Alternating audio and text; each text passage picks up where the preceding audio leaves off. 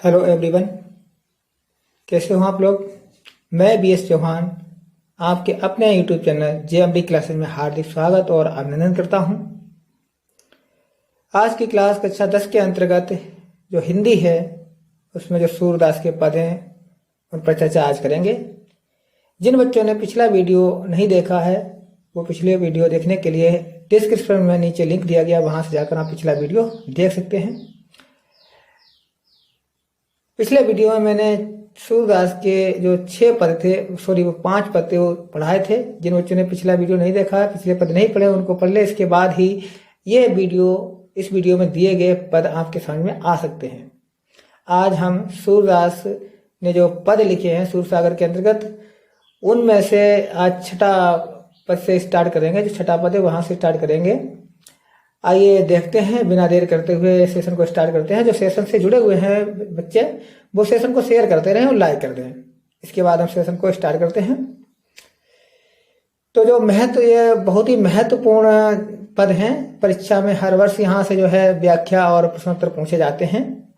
तो सभी बच्चे ध्यान पूर्वक एकाग्रचित होकर जो है सेशन का आनंद उठाएं और सही तरीके से समझें।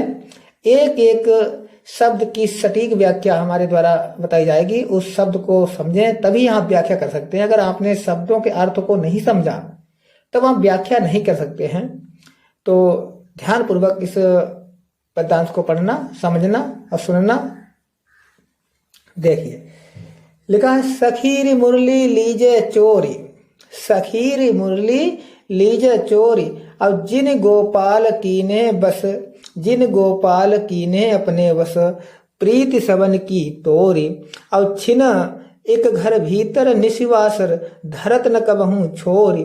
अब कबहू कर कबहू अधर निकटी, कबहू खोसत जोरी। अब ना जानो कछु मैली बोहिनी, ना जानो कछु मैली मोहिनी, राखे अंग अंग भोरी। अब सूरदास प्रभु को मन सजनी, वंध्यो राग किरोरी।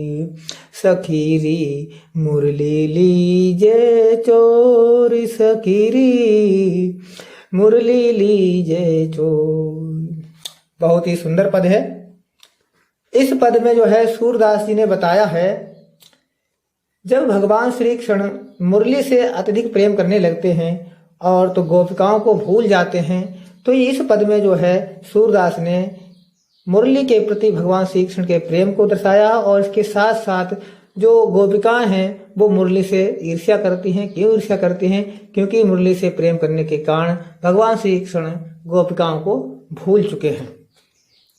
आइए देखते हैं गोपिकाओं की इस ईर्ष्यापूर्ण मनोदशा का चित्रण सूरदास जी ने कितने ही मनोरम ढंग से किया है, मार्मिक ढंग से चित्रण किया है।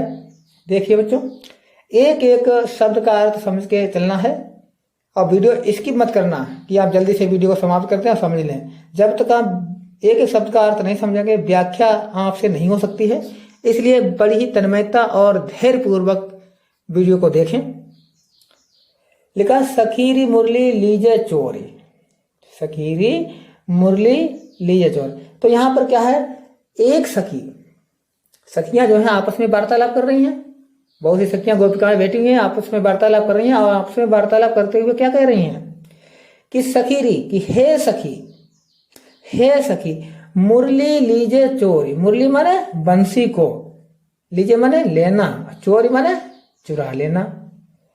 तो एक सखी दूसरी सखी से कहती है कि ये सखियां आपस में वार्तालाप करते हुए कहती है कि हे सखी, भगवान श्री कृष्ण की मुरली को हमें चुरा लेना चाहिए, हमें चुरा लेना चाहिए।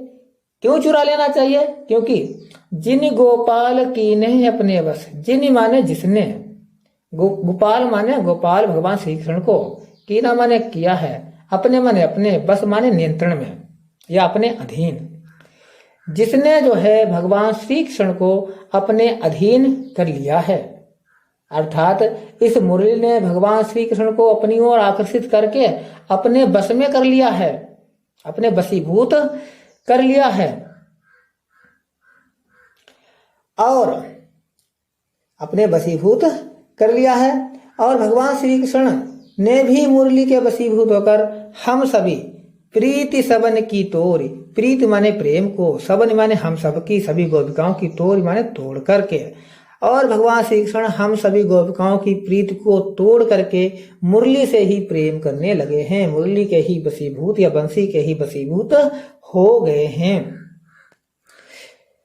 छिन एक भी घर भीतर निशिवासर धरत न कबहू छोरी, छिन एक, और क्षण भर में ही, यानी क्षण भर भी नहीं लगा है, तनिक देर में ही, तनिक देर में ही क्या हुआ है, पल भर में ही क्या होता है, छिन एक घर भीतर, क्षण भर में ये घर के भीतर होते हैं, वे घर के भीतर हों या घर के बाहर हों।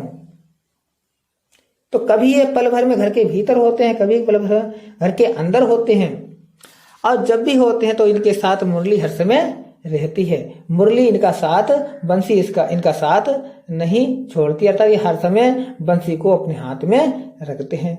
धरत कबहू छोड़, कभी भी छोड़ते नहीं हैं, अर्थात बंसी बांसुरी इनके साथ में रहती है या बंसी के साथ में ये रहते हैं। तो फिर क्या है आगे कहते हैं, कबीरदास सूरदास जी कहते हैं कि कबहू कर कबहू अधरनी, कभी तो बांसुरी भगवान श्री कृष्ण के करों में होती है, हाथों में होती है, कभी बंसी जो है या मुरली भगवान श्री कृष्ण के हाथों में होती है। तो कबहू अधरनी, कभी अधरन माने होठों पर, और कभी बंसी उनके होठों पर। कटि कबहू, और कभी बंसी, कटि माने कमर पर, कटि माने क्या होता है बच्चों, कमर, और कभी बंसी जो है वो अपने कमर में खोसत जोरे, खोसत जोरे, खोसत माने लगा लेते हैं, खोस लेते हैं या लगा लेते हैं, कमर में लगा लेते हैं। ना जानो कछु मैली मोहिनी, ना जानो कछु मैली मोहिनी, इस तरह से भगवान श्री कृष्ण भी उससे कभी भी अपने से दूर नहीं होने देते हैं, भगवान श्री कृष्ण भी जो है उस बंसी को अपने से कभी दूर नहीं होने देते हैं। ना जानो कुछ मोली मोहिनी, पता नहीं ऐसा, सखियां कह रही हैं पता नहीं ऐसा क्या जो है जादू कर दिया है इस बंसी ने कि भगवान श्री कृष्ण इस बंसी को कभी भी छोड़ना नहीं चाहते हैं। पता नहीं कौन सा मोहिनी मंत्र श्री कृष्ण पर इस बंसी ने चला दिया। राखे अंग अंग भोरी, और ये इसने जो है हर अंग को जो है भुला दिया है। ये कहने का मतलब है हम सभी गोपिकाओं को भौरी माने हैं भुला दिया है। भौरी माने क्या होता है बच्चों, भुला दिया है, हम सभी गोपिकाओं के प्रेम को भुला दिया है।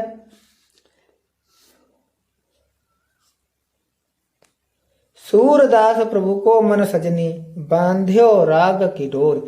सूरदास, अब सूरदास जी कह रहे हैं, सूरदास जी क्या कहते हैं कि गोपिकाएं, सूरदास कहते हैं कि गोपिका क्या कह रही हैं, गोपिकाएं कह रही हैं कि प्रभु को मन सजनी, प्रभु को मन सजनी, हे सजनी।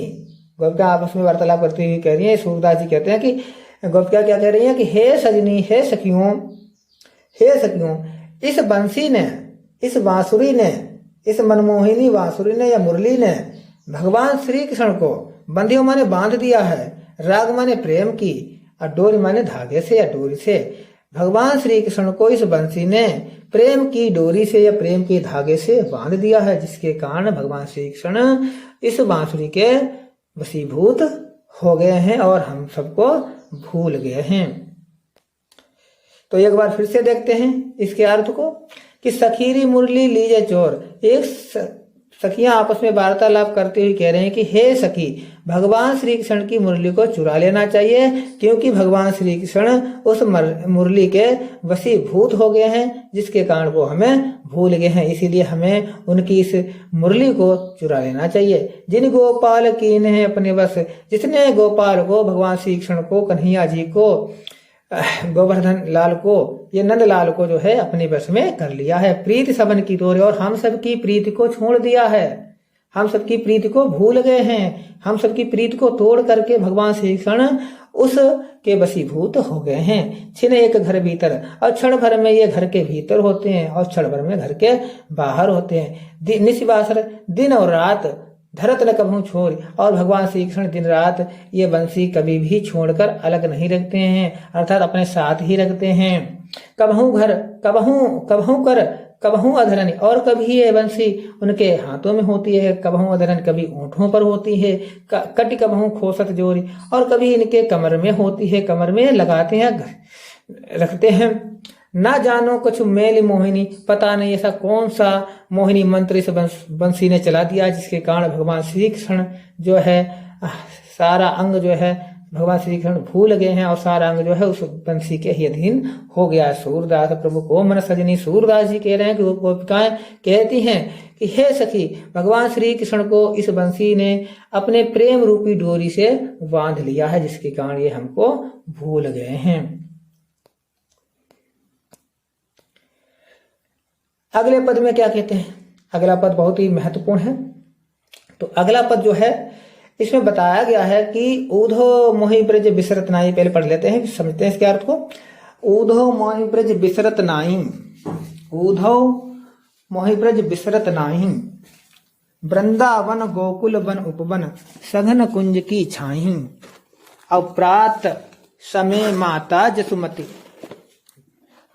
प्रात समय माता जसुमती, अरुनंद देख सुख पावत, और माखन रोटी दयो सजायो, अति हित सात खवावत, और गोपी ग्वाल वाल संग खेलत, सब दिन हसत सिरात, और सूरदास धनि धनि ब्रजवासी, जिनसो हित जदुनाथ।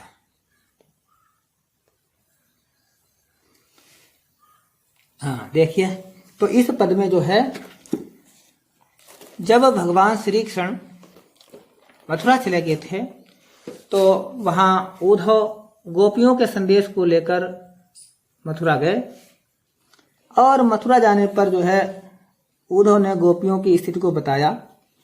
गोपियों की जो मनोदशा थी उसकी सारी स्थिति को जो है उद्धव ने भगवान श्री कृष्ण को विस्तार रूप में बताया। तो श्री कृष्ण उत्तर देते हैं, तो श्री कृष्ण भी जवाब देते हैं। क्या कहते हैं? अपनी मनोदशा का भी चित्रण जो है यहाँ पर सूरदास ने श्री कृष्ण की मनोदशा का वर्णन किया है अत्यंत मार्मिक ढंग से। तो उद्धव को संबोधित करते हुए श्री कृष्ण कहते हैं, क्या कहते हैं? उद्धव मोहि ब्रज बिसरत नाई, कि हे उद्धव, भगवान श्री कृष्ण उद्धव से कह रहे हैं कि हे उद्धव, उद्धव मोहि माने मुझे, मोहि माने होता मुझे, ब्रज माने ब्रज, बिसरत माने भुलाया, नाही माने नहीं। हे उद्धव, ब्रज मैं भी भूल नहीं पाता हूँ, ब्रज को मैं भी भूल नहीं पाता हूँ, या ब्रज मुझसे नहीं भुलाया जाता है, क्योंकि ब्रज की ऐसी कुछ यादें हैं जिसके कारण मैं भी ब्रज को नहीं भूल पाता हूँ। स्मरण होता ब्रज की यादों को मैं स्मरण कर लेता हूँ। आगे कहते हैं कि वृंदावन गोकुल वन उपवन, सघन कुंज की छाई, कि वृंदावन कि जो वृंदावन और गोकुल के वन हैं, वृंदावन गोकुल वन, और वहां के वन है उपवन, उपवन माने छोटे बगीचे, सघन कुंज और छोटी छोटी, सघन कुंज, सघन माने होता गहनी, गहन या घनी, और कुंज माने होता छोटे वृक्षों का समूह। कुंज माने क्या होता? छोटे वृक्षों का समूह, छोटे वृक्षों का समूह, कुंज माने छोटे वृक्षों का समूह, सघन माने घनी। तो मैं भी जो है ब्रज को भुला नहीं पाता हूं, क्योंकि ब्रज और गोकुल के वन उपवन सभी मुझे याद आते हैं। यहाँ के कुंजों की जो घनी छांव है वो भी मुझे याद आती है, और मैं उसको भुला नहीं पाता हूं, या मैं उसको भूल नहीं पाता हूं। फिर क्या होता है? आगे कहते हैं, आगे क्या कहते हैं? प्रात समय माता जसुमती, अरुनंद देख सुख पावत। प्रात समय, प्रात माने होता है प्रातः, सुबह, प्रातः माने होता सुबह का समय, माता माने माता, जसुमती माने यशोदा दी, यशोदा मैया। कि प्रातः काल जब होता है, जब प्रातः काल होता है तो प्रातः काल के समय माता यशोदा और अरु माने और, नंद माने नंद जी, नंद बाबा, नंद माने नंद बाबा, देख सुख पावत, मुझे देख करके, जब प्रातः काल होता है तो माता यशोदा जी और मेरे नंद बाबा मुझे देखकर सुख पावत, बहुत ही आनंद होते थे, आनंदित होते थे, सुखी होते थे, प्रसन्नचित हो जाते थे और सुख का अनुभव करते थे।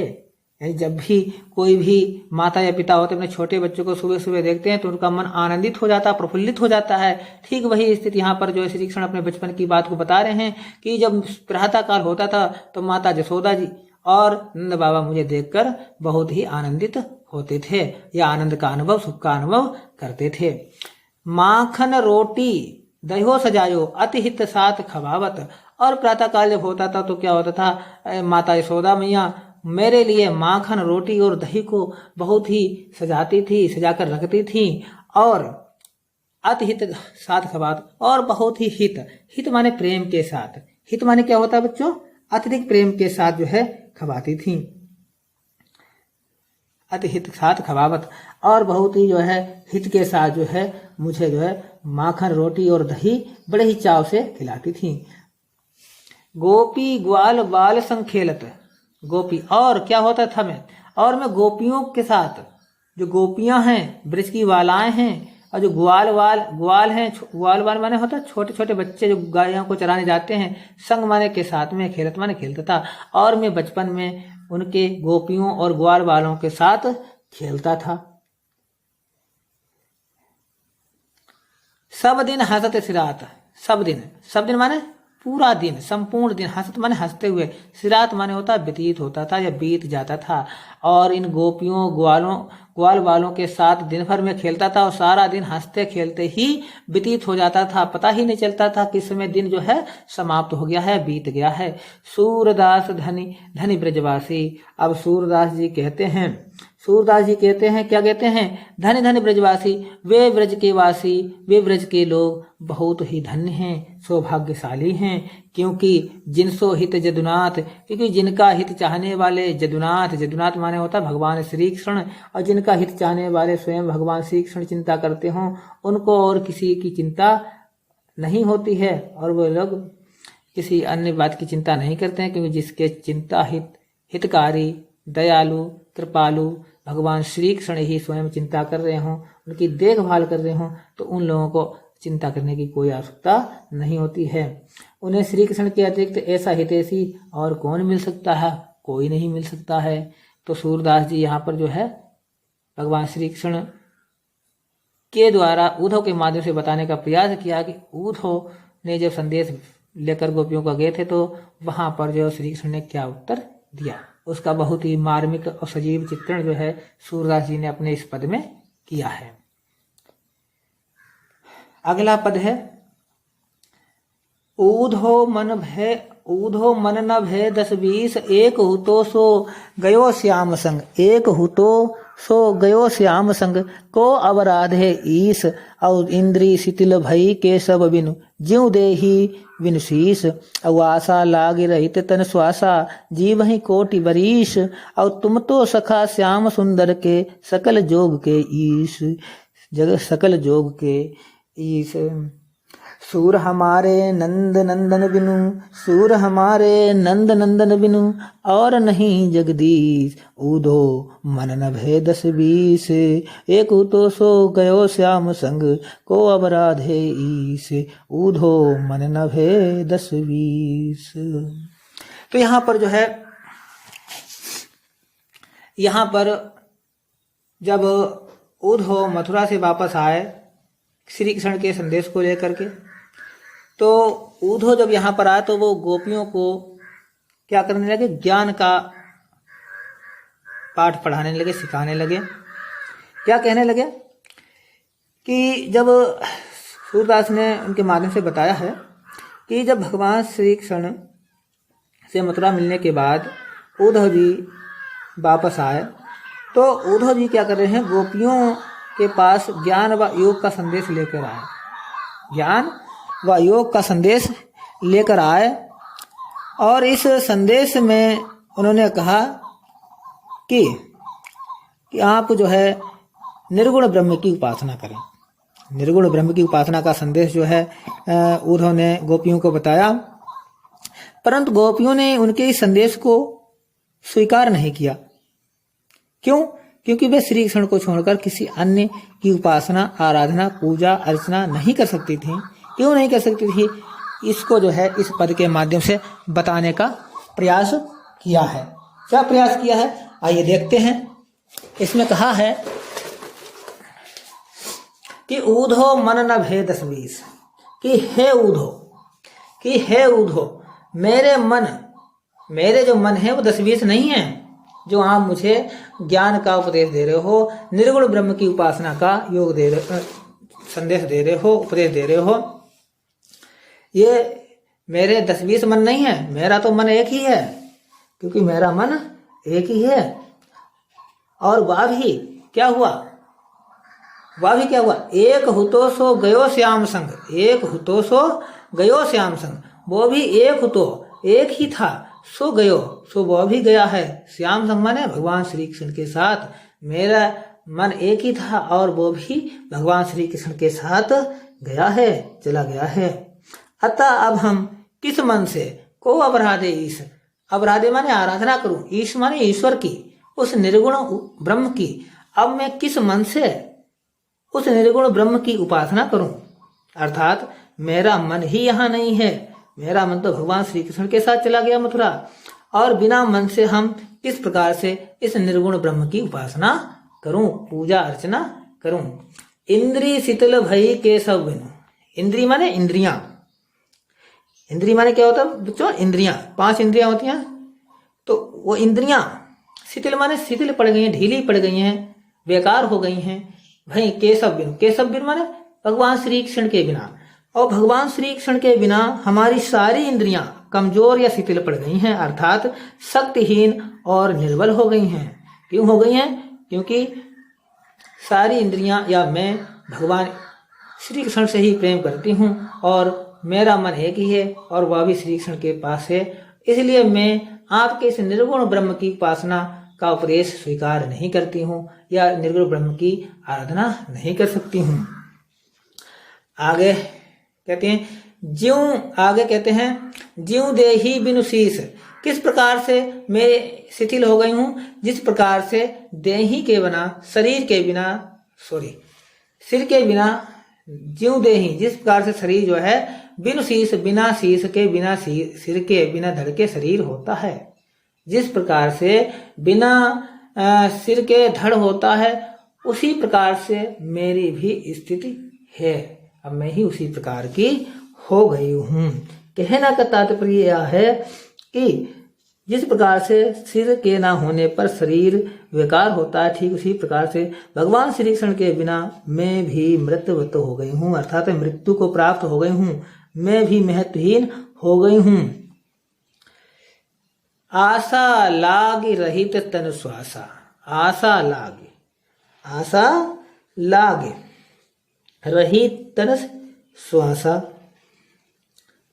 आशा माने होता है, आशा माने होता आशा, अब लाग माने लगी रहना, अब श्वासा माने श्वास, श्वासा माने श्वास। जीवन कोटि, जीवन माने होता है जीवन को, और कोटि माने करोड़ों, कोटि माने करोड़ों, और वरीस माने होता वर्ष, करोड़ों वर्ष। तो यहाँ पर बताया है सूरदास जी कह रहे हैं कि आशा लाग रहित तन श्वासा, आशा कि भगवान श्री कृष्ण से मिलने की जो आशा थी, कि भगवान श्री कृष्ण से मिलने की जो आशा थी, जीवन के जो अंतिम क्षण थे, जो जीवन के जो लक्षण थे के रूप में हमारी जो श्वास केवल इस आशा से चल रही है कि ये आशा लाग रही तन श्वासा, मेरी जो श्वास है वो इसी आशा से चल रही है, क्योंकि मैं तो पहले ही मर चुकी हूँ और मेरी श्वास केवल इसी आशा से चल रही है। किस आशा से चल रही है? कि श्री कृष्ण मथुरा से वापस लौटेंगे और लौटेंगे तब मैं उनके दर्शन करूंगी। तो इसी आशा के साथ मेरी श्वास अब भी चल रही है। श्री कृष्ण के लौटने की आशा के सहारे ही, श्री कृष्ण की आशा, श्री कृष्ण के लौटने की आशा के आश्रय ही मैं अपनी श्वास को बनाए रखी हूँ या जीवित हूँ, क्योंकि उनके लिए मैं करोड़ों वर्ष तक, कोटि बरिस जीवन, उनके लिए मैं करोड़ों वर्ष तक जीवित रह सकती हूँ।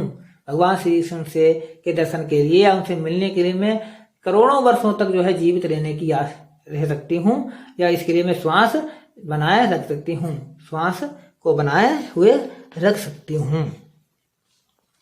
तुम तो सका श्याम सुंदर के सकल जोग के ईश। अब गोपिकाएं उद्धव से कह रही हैं कि तुम तो सका हो, तुम किसके सखा हो, तुम किसके मित्र हो? श्याम सुंदर के। तुम तो भगवान श्री कृष्ण के जो है मित्र हो, और श्री कृष्ण से हमारा मिलना तुम ही करा सकते हो, और तुम संपूर्ण योग विद्या को जानते हो। सकल योग के ईश, तुम सकल माने संपूर्ण और योग माने योग के, ईश माने भगवान। तुम संपूर्ण योग विद्या को जानते हो, उस संपूर्ण योग विद्या को जानते हो, और उन विभिन्न योग विद्या के माने से उन विभिन्न उपायों को जानते हो, जिससे तुम हमारा मिलन भगवान श्री कृष्ण से करा सको। अतः तुम ही श्री कृष्ण से हमारा मिलन करा सकते हो। इसलिए गोपिका कहते हैं कि तुम जो है भगवान श्री कृष्ण के परम मित्र हो,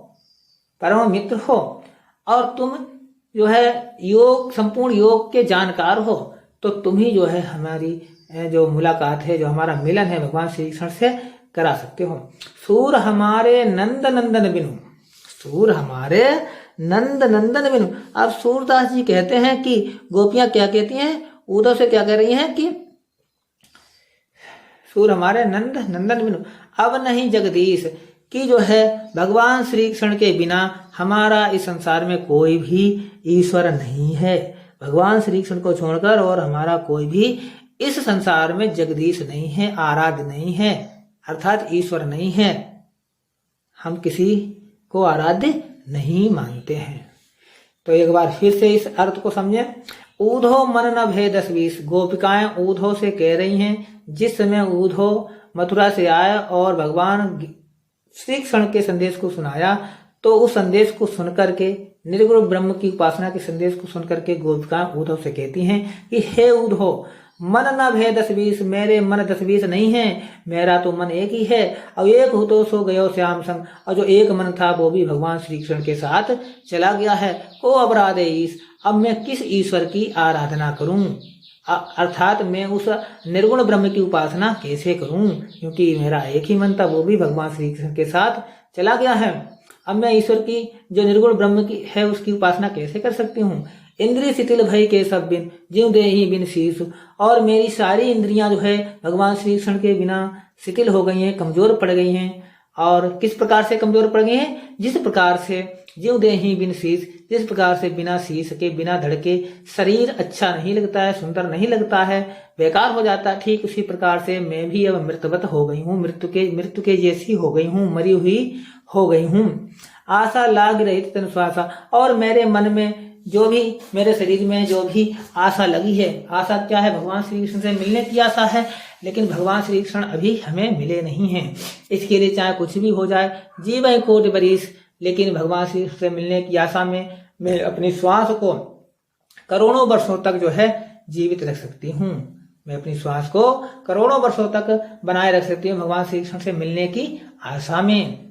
तुम तो सका श्याम सुंदर के, सकल जोग के ईश, और सखियां जो है उद्धव से कह रही हैं कि तुम तो सखा श्याम सुंदर के, कि तुम तो भगवान श्री कृष्ण के परम मित्र हो, घनिष्ठ मित्र हो, श्याम सुंदर के, सकल योग के ईश, और तुम संपूर्ण योग के जानकार हो, ईश हो, भगवान हो, तो तुम जो है क्यों नहीं हमारा मिलन जो है भगवान श्री कृष्ण से करवा सकते हो, या भगवान श्री कृष्ण से दर्शन करवा सकते हो। सूर हमारे नंद नंदन वीर, अब सूरदास जी कह रहे हैं, सखिया क्या कह रहे हैं कि हमारे जो कुछ हैं वो नंद के नंदन, नंद के पुत्र अर्थात भगवान श्री कृष्ण ही है, और बिन और नहीं जगदीश, और उनके बिना हमारा कोई भी संसार में पालन करता या ईश्वर आराध्य नहीं है।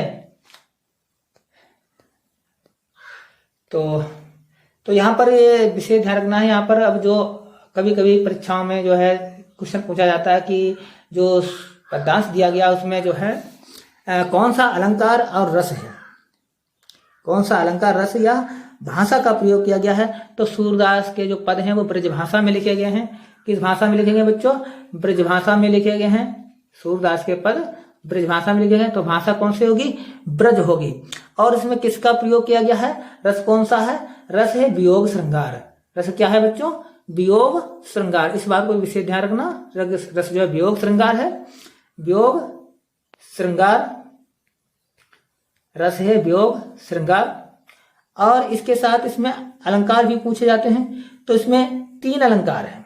कितने अलंकार हैं? 3 अलंकार हैं। कौन कौन से अलंकार हैं? पहला अलंकार है अनुप्रास। पहला अलंकार है अनुप्रास। अनुप्रास क्या होता है? अनुप्रास क्या होता है? अनुप्रास वह अलंकार होता है जिसमें कोई वर्ण एक या एक से अधिक बार आवृत्ति हुई हो वर्ण की, वह अनुप्रास अलंकार होता है। तो यहाँ पर जो है आपने देखे होंगे कई एक वर्ण ऐसे हैं जिनका बार बार जो है प्रयोग हुआ है। जैसे यहाँ पर दिए गए हैं सा और ना, सा और ना। देखो ना ना यहाँ पर 2 बार आया है, यहाँ पर भी आया है। ठीक है, ऐसे ही यहाँ पर सा ये आया, सा ये आया, ये यहाँ पर सा आया, सा यहाँ पर, यानी जो भी वर्ण है उसकी आवृत्ति एक या से अधिक बार हो तो वहां पर अनुप्रास अलंकार होता है। तो हमारे यहाँ पर कौन सा अलंकार हो गया? अनुप्रास। इसके अलावा यहाँ पर उपमा अलंकार भी है। उपमा अलंकार कहाँ पर है? ज्यों देहि बिनु शीस, ज्यों देहि बिनु शीस, इसमें जो है उपमा अलंकार है। उपमा अलंकार के माध्यम से बताया गया है। और श्लेष अलंकार भी है, यहीं पर जो है श्लेष अलंकार भी है। तो ये तो था काव्य का सौंदर्य। काव्य के सौंदर्य से संबंधित भी प्रश्न जो है परीक्षक पूछ लेता है, इसलिए इसको भी ध्यान में रखें सही बच्चे। अगला पद है जो कि नमा पद है, बहुत ही महत्वपूर्ण पद है। देखिए पढ़ते हैं। ऊधव जाहु तुम्हि हम जाने, ऊधव जाहु तुम्हि हम जाने, अब श्याम तुम्हि हुए को नहीं पठयो तुम हो बीच भुलाने, अब ब्रज नरिने सो जोग कहत हो बात कहत न लजाने।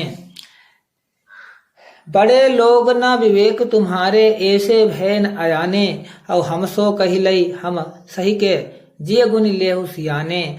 कहे अवला कहे दशा दिगंबर मस्त करो पहचाने, अब सांच कहो तुमको अपनी सो बूझती बात निदाने।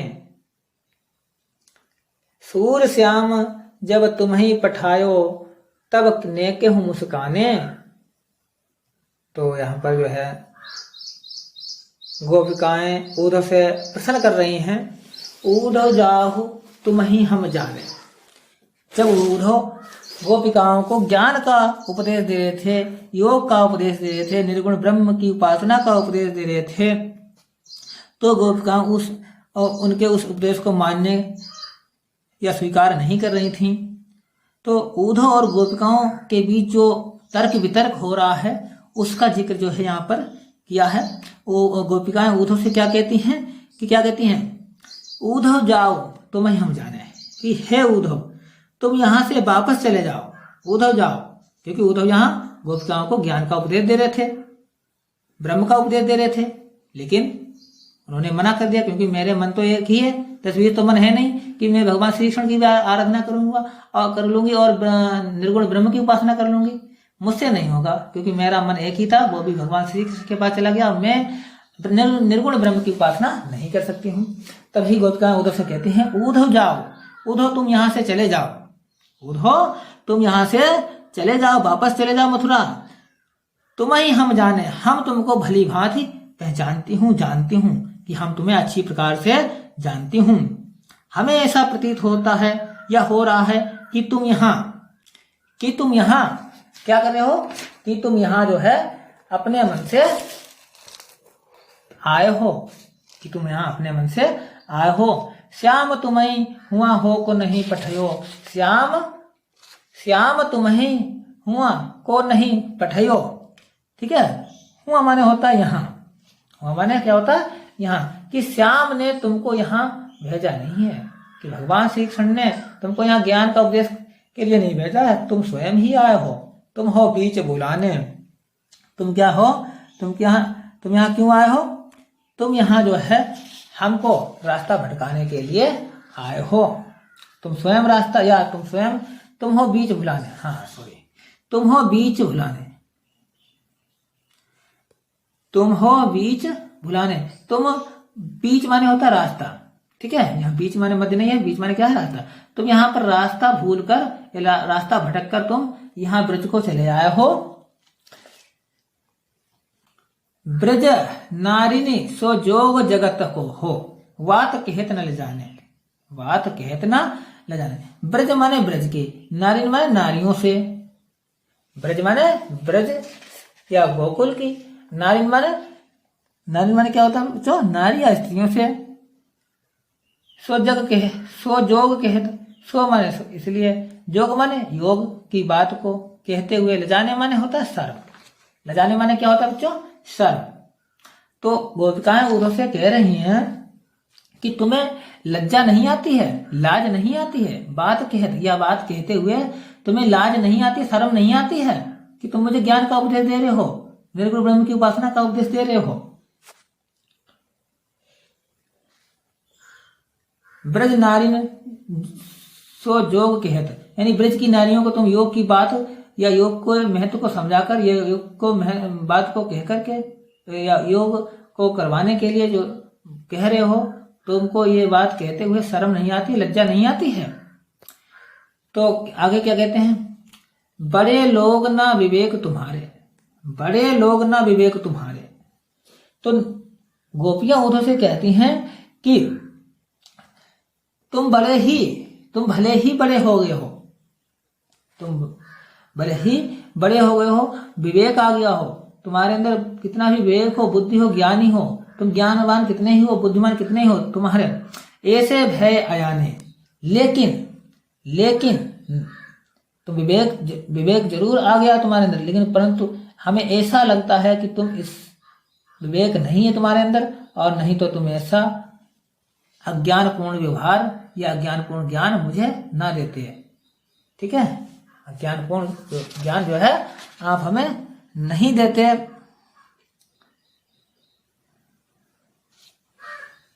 हमसो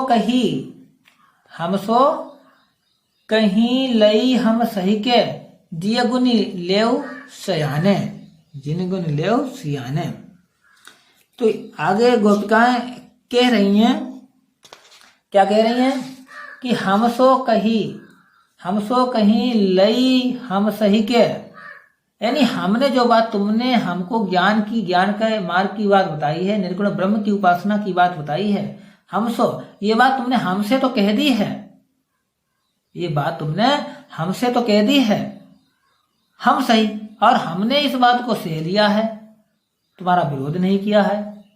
जिय गुण लेहु सियाने, और इस बात को तुम समझ जाओ कि ये बात जो तुमने मुझे ज्ञान का जो उपदेश दिया है, इस बात को तो हमने तो सहन कर लिया है, कोई दूसरी गोपिका इस बात को सहन नहीं करेगी, इसको तुम हृदय में बैठा लो। और कोई तुम्हारी सियाना व्यक्ति होगा, जो बुद्धिमान व्यक्ति होगा, वो तुम्हारी इस बात को से सहमत नहीं होगा, तुम्हें उल्टा फटकारेगा। कहे अबला कहे दशा दिगंबर, कहे अबला कि मैं तो एक अबला हूं, मैं तो एक अबला नारी हूं। ठीक है, और अबला नारी क्या करती हैं? कहां दशा दिगंबर, कहां दशा माने होता है, दशा माने क्या होता है? दशा माने होता है अवस्था, और दिगंबर माने होता है, वैसे दिगंबर क्या होता है? आसमान होता है, नीला आसमान। ठीक है, दिगंबर क्या होता है? नीला आसमान। तो यहां पर मतलब है, दिगंबर से मतलब है वस्त्रहीन। मैं एक ऐसी नारी नहीं हूं, मैं एक ऐसी अबला नारी नहीं हूं जो वस्त्रहीन, जो योग के वस्त्रहीन की उपासना करूं। कहने का मतलब यह है कि गोपिकाएं कह रही हैं जो बात तुमने ब्रज में हमसे कही, वो अन्य बात किसी से मत कहना, ये बात अन्य किसी से, ज्ञान का उपदेश अन्य किसी को मत देना, हमने तो सहन कर लिया है, कोई दूसरी गोपी इस बात को सहन नहीं करेगी। और कहाँ योग की जो वस्त्रहीन अवस्था है, दिगंबर अवस्था है, और कहाँ हम अबला नारियां। अतः इसीलिए जो है, अब तुम चुप हो जाओ, मस्ट करो पहचानो। और मस्ट करो पहचानो तो मस्ट माने होता है चुप रह जाओ, चुप रहना, तुम इस बात को जानकर चुप हो जाओ। साच कहो तुमको अपनी सो, साच कहो तुमको अपनी सो, ठीक है, साच कहो तुमको अपनी सो। तो साच माने सत्य, कहो माने कहो, तुमको माने तुम्हें, अपनी माने अपनी, सौ माने क्या होता है, सौ माने होता है शपथ या कसम। तो गोपिकाएं उदो से कहती हैं, क्या तुम जो बात मुझे बता रहे हो, ज्ञान का उपदेश दे रहे हो, बता रहे हो, ये भगवान श्री कृष्ण ने तुम्हें ये उपदेश देने के लिए भेजा है, तो ये बात क्या सत्य है? अगर सत्य है तो इस बात की तुम शपथ लो, कसम खाओ, कसम खाकर जो है आप बताओ मुझे कि जो बात मैं बता रहा हूं वो सही है। तो गोपिकाएं जो हैं उद्धव को सत्य बोलने के लिए या जो भी सच कहलवाना चाहती हैं, तो इसके लिए वो कहती हैं क्या वास्तव में तुम्हें भगवान श्री कृष्ण ने भेजा है? अगर ये बात सत्य है तो आप सौगंध खाओ। बूझती बात निदाने, ये बार बार जो है इसका निदान करने के लिए गोपिकाएं इस प्रश्न को उद्धव से कह रही हैं। फिर क्या है, सूर श्याम जब तुम्हें पठायो। अब आगे वो पूछती हैं, क्या पूछती हैं? पूछती हैं सूर श्याम। सूरदास जी कह रहे हैं कि गोपिका आगे पूछते हैं, श्याम जब तुम्हें पठायो, जब भगवान श्री कृष्ण ने तुमको ब्रज भेजा था, अपना संदेश लेकर भेजा था, तब नेको मुस्काने, क्या तब थोड़ा बहुत मुस्काए थे, जरा सा मुस्काए थे कि नहीं मुस्काए थे, ये हमें बताओ। अगर भगवान श्री कृष्ण जरा सा मुस्काए होंगे तो तुम जो ज्ञान का उपदेश लेकर आए वो सत्य नहीं है।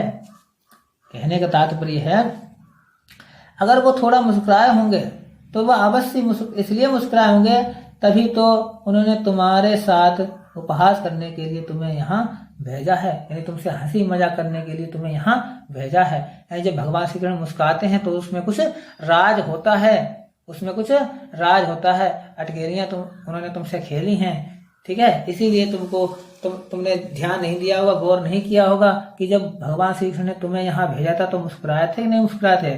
तो मुस्कुराए थे, तो तुम्हारा उपहास करने के लिए यहाँ तुम्हें भेजा था।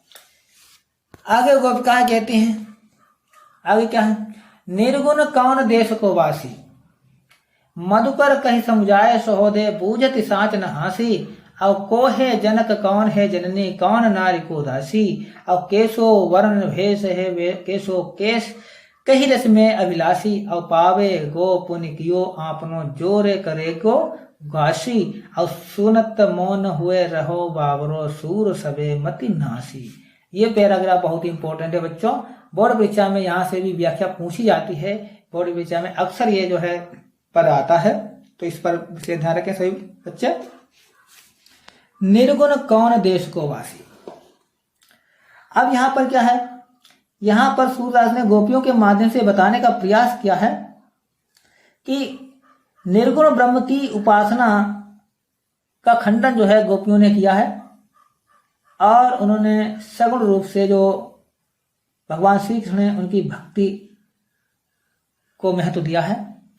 तो गोपिकाएं जब उद्धव गोपिकाओं को ज्ञान का संदेश दे रहे थे, तो उसके उत्तर में जो है गोपिकाएं उद्धव से कह रही हैं, उसके उत्तर में गोपिकाएं जो हैं उद्धव को संबोधित करते हुए कह रही हैं, यानी उद्धव के जो निर्गुण ब्रह्म की उपासना का ज्ञान का उपदेश दिया था उसका खंडन जो है इस पद में जो है गोपिकाओं ने किया है, उसी का जिक्र जो है किया गया है। तो क्या कह रही हैं गोपिकाएं, निर्गुण कौन देश को वासी।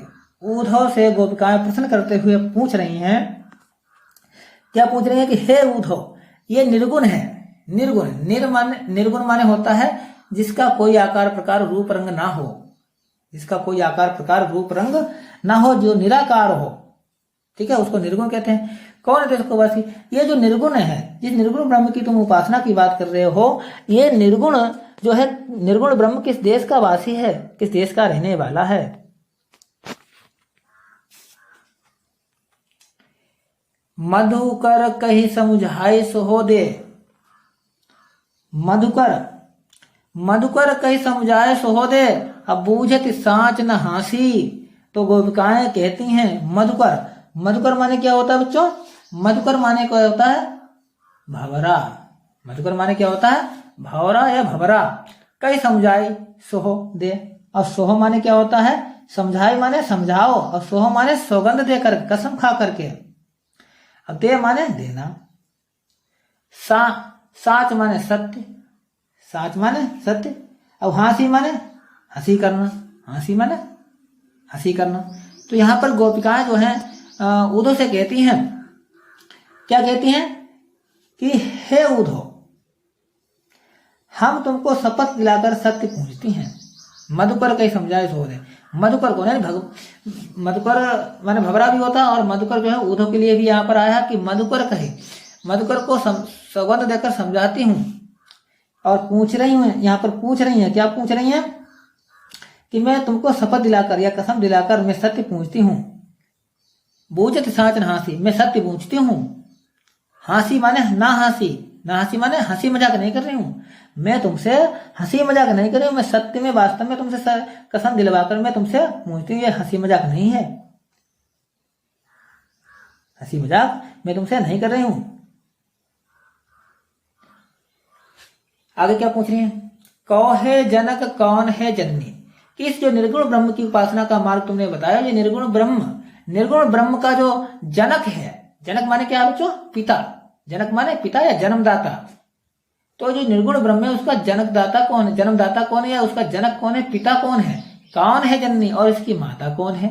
क्या आप मुझे बता सकते हो? जिस निर्गुण ब्रह्म की उपासना का मार्ग तुम बताने मुझे आए हो, इसका पिता कौन है, इसके जनक कौन है, और इसकी माता कौन है? इसकी माता कौन है? कौन नारी, और इसकी पत्नी कौन है? नारी माने वाली स्त्री होता है, यहाँ पर स्त्री का मतलब है उसकी पत्नी कौन है, उस निर्गुण ब्रह्म की पत्नी कौन है? कौ दासी, और कौन उनकी दासी है?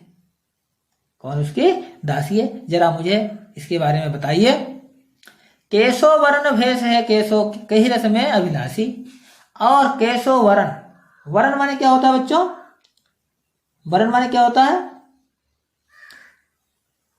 वर्ण माने होता है रंग। वर्ण माने क्या होता है बच्चों? रंग। और भेष माने क्या होता है? वेश माने क्या होता है? वेश माने होता है वेश, वेशभूषा।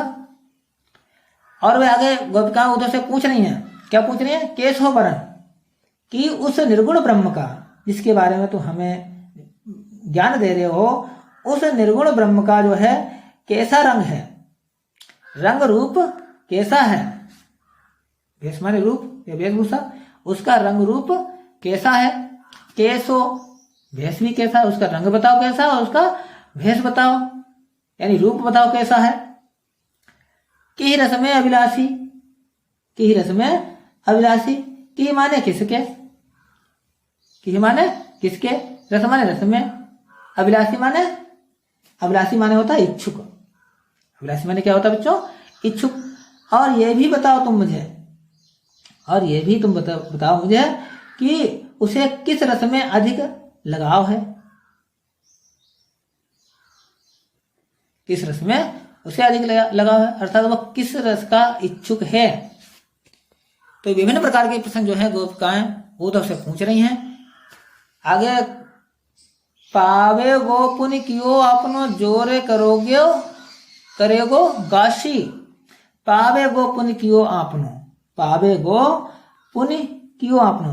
गोपियां उद्धव को जो है चेतावनी दे रही हैं, वार्निंग दे रही हैं। क्या कह रही हैं?